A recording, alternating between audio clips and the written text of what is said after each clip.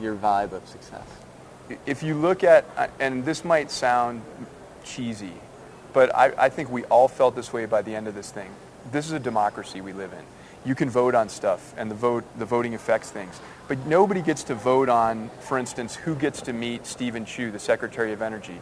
The little happenings within politics are still very political and still very much about power and influence. Well, here's a case where the internet became a true instrument of democracy because it got Craig Bramsher, the CEO of Brammo, in to a meeting with the Secretary of Energy, the head of the DOA, Stephen Chu. That doesn't happen without this, and no one gets to vote on that at the White House. So to me, the internet became a form of hyper democracy, and I think that it just felt that way. It felt like people had a say, you know. Going into it, you know, with like we'd said, a very loose plan. Hey, it'd be great if we could get a bike to President Obama. Yeah.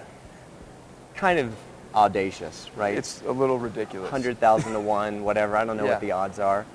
But if you could have told me at the beginning you're going to get Brammo in front of the Secretary of Energy. Yeah.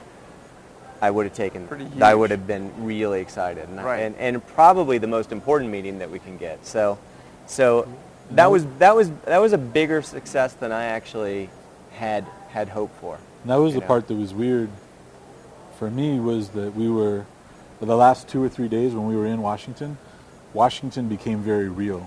And all of a sudden you realize that it wasn't an ad campaign anymore.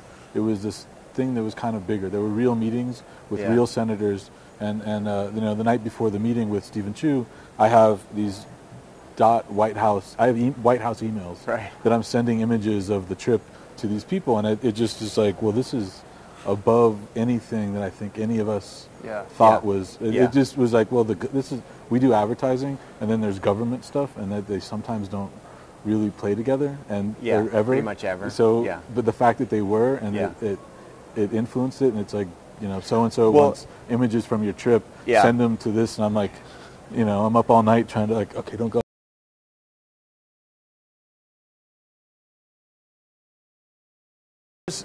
I guess if the White House does have a doorbell, it's in some iron bars. It's there. Extremely scary. Yeah. There's a bell near here. There's a buzzer. There's a buzzer. Nobody rings it. There's a glass Secret Service booth that sits behind it, and there are Secret Service guys in there, and nobody is smiling, and there's no way that you think you can go up and ring that thing.